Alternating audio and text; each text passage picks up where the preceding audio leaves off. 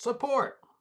Give us a subscribe. Hello and welcome. I am your grumpy guide to all things gaming, the OGGM, with another OGGM adventure. And good news, everyone! I've ordered a new computer, so hopefully all the issues I've been having will be a thing of the past soon. It is time for the RPG news of the week. I can't remember if I did this last week or not because every day is just starting to blend in together and I don't know where I am or who I am or what day it is or what I've done and haven't done. I hate you, COVID. All right, so here's the news that I have found for this week. It's not much going on. Yeah, I mean, there's some release news, but really big news.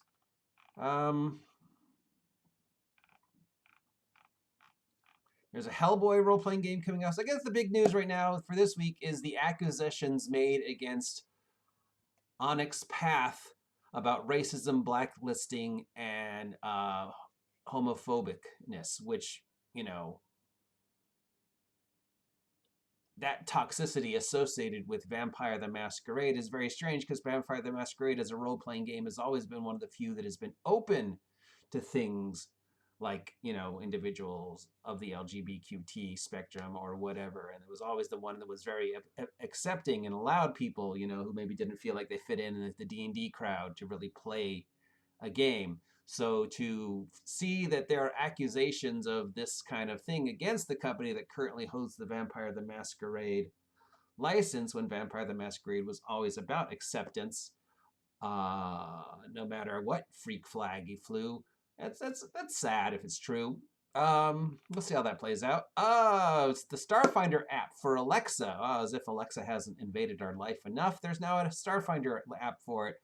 Has the first 3 episodes of the Dead Sun Adventure Path and features the voice of Captain Mal himself, Nathan Fallon.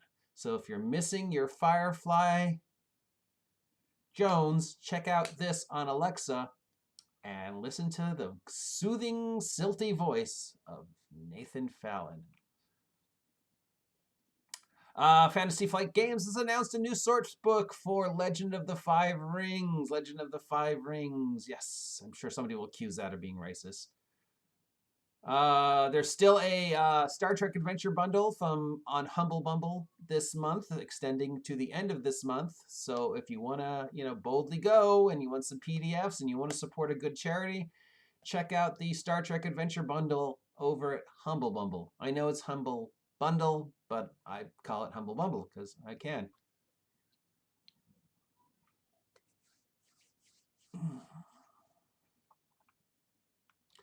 Okay, so what else is going on? I saw something. Where is it?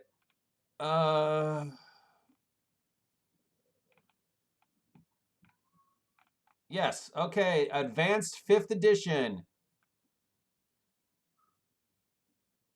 So, Level Up is working on a title for a standalone Advanced 5e backwards compatible tabletop RPG coming to Kickstarter.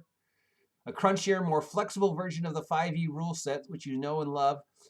This would add a little more depth to the rule set. Level Up is the game for you. So basically, it's a standalone hardcover role-playing game from the people who brought you the Mythological Figures and Ian Side magazine.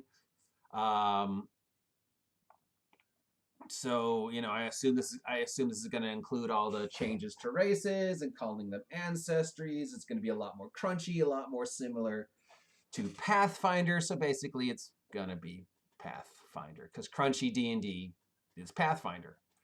What else did I see?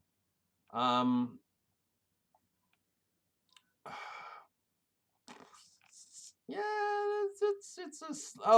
there's a Masters of the Universe role-playing game coming out. We should expect to see that in probably 2021.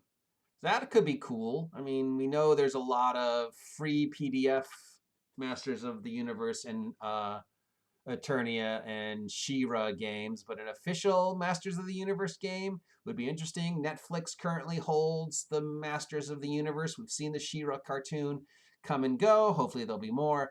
And we know that there is a He-Man cartoon that Kevin Smith is working on. Will it be as good as the She-Ra, or will it be a typical Kevin Smith, dick jokes and drugs? Who knows?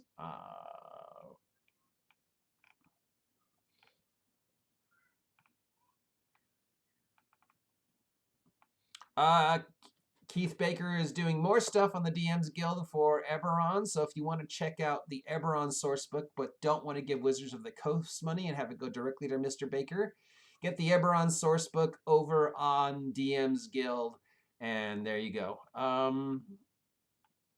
Yeah, that's it. It's a slow week. COVID,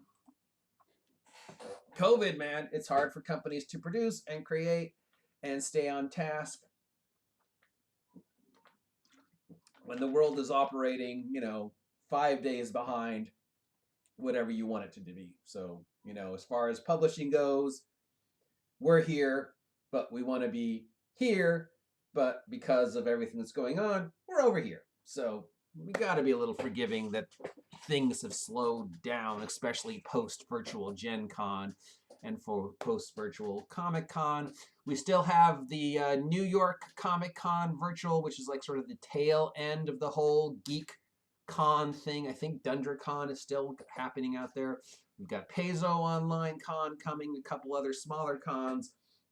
But the big summer con glut kind of ends late August, early September with the New York Comic Con, which again will be virtual.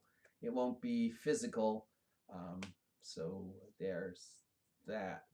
We know that Aliens the Role Playing Game came in first, winning the Ennie Awards, and Mark Borg came in second, winning the Ennie Awards. Free League is spiraling off of that win by announcing a Kickstarter for the alternate World War II old Games Workshop title of Twilight 2000. So to follow up with the whole retro 80s, now we have the first retro World War III that should have been 90s game with Twilight 2000 now under the umbrella of Free League. These guys just cannot stop with it, just kicking ass. I mean, Tales from the Loop still considered amazing.